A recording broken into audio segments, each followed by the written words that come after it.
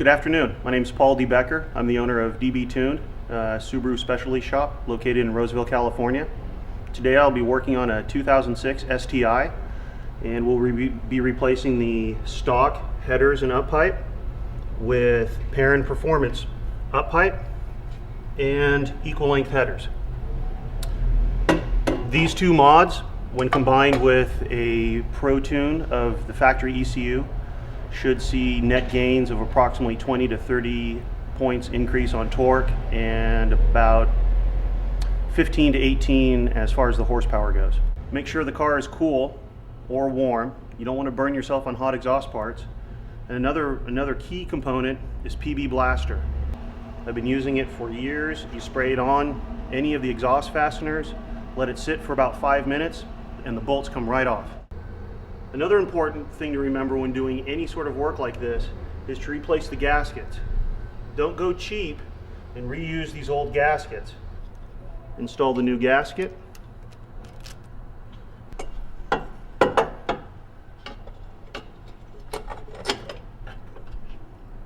And it's literally that easy.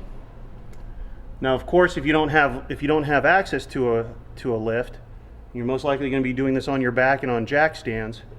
You can use a jack with a piece of 2x4 or some other piece of material and place it here on the oil pan and carefully raise the engine up. You do not want to damage the oil pan.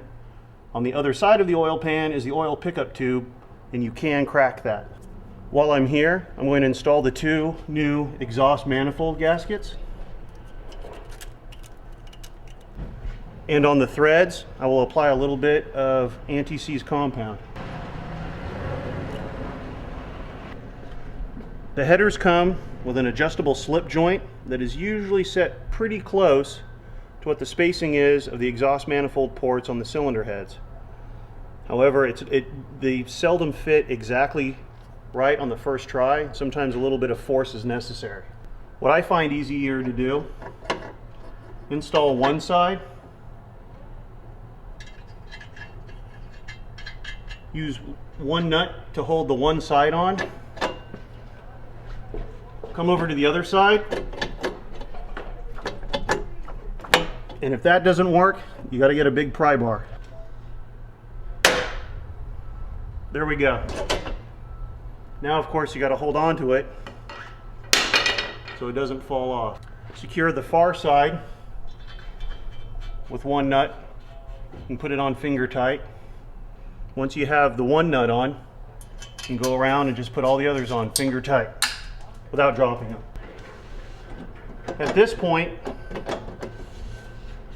all 6 nuts are holding both flanges onto the cylinder head. Now's the time where you take the 2 bolts that secure the up pipe to the header, install a new gasket, and attach these 2 bolts finger tight. Once these are all lined up finger tight, lower the engine back down. At this point, when all 6 nuts are on finger tight, these 2 bolts with the new gasket are on finger tight, lower the car back down, and I'll show you what to do on the top side. So this is the top portion where the top of the up pipe meets the turbo. The gasket was already in place onto the top of the up pipe. And what we have to do now is install a few nuts right here, there, and one back there. I prefer to leave the exhaust parts underneath the car loose to ensure that all the ports, all the bolts, all the studs line up correctly. Sometimes on aftermarket performance parts, when you go to install them into a car and you tighten them up in sequence and work your way back to the turbo, something may not fit. Then you have to raise the car back up, get back on your back, crawl underneath the car, loosen some bolts. I find it easier just to do it this way. Now that all the nuts are holding the up pipe to the turbo and the bracket, I'm going to raise the vehicle back up and torque everything down underneath. So after securing the 5 nuts to the top of the up pipe, re-raise the vehicle or crawl back underneath the vehicle using a torque wrench set to about 27 foot-pounds or 35 Newton meters, torque the exhaust manifold nuts to spec. It's always critical to torque to get the bolts, all the nuts and fasteners to the proper torque value so you don't develop any leaks later on down the road. And also, just as importantly, is when it comes time to remove parts, everything comes off easily and without damage. Going too tight or too loose cause failure down the road. Don't forget to to replace the nut that holds the motor mount to the subframe. This is very commonly misplaced, not put back on. You take your car out, get on the gas, and sometimes the motor can come up through the hood, damaging the hood. It's this one right here. If your car has an aftermarket sway bar, you may have to loosen up the mounts for the sway bar to gain access to this nut. But don't forget to reinstall it before taking your car for a test drive. So the front air-fuel ratio sensor, also known as an O2 sensor, needs to be reinstalled. Don't put the threads in dry. Don't install this dry, or else you'll run into problems later on down the road. Put just a little bit of anti-seize on there. The way, or the location of the O2 sensor boss is slightly different than off the factory component. So what needs to happen is you need to lengthen the lead that comes off of the sensor. Quick and dirty way of doing it is just reach your fingers up and bend the bracket that the blue heat shielding lead is attached to. Just pull down on it slightly and it'll give you a little bit extra slack. Another thing that I do is I carefully turn this to put a predetermined number of turns into the wire. You have to be very careful when doing it so you don't pull the wires out. The purpose of this is that as you install the O2 sensor,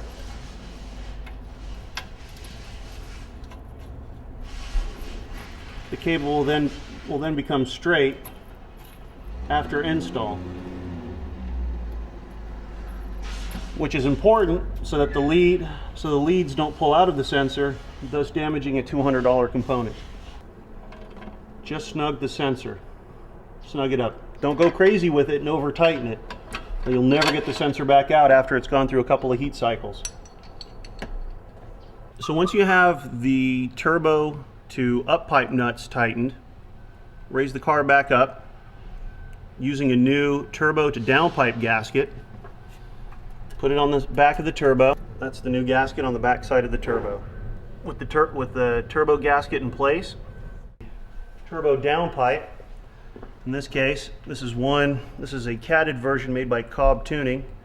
It's a very good product. It's one of the more expensive down pipes, but it's definitely worth it.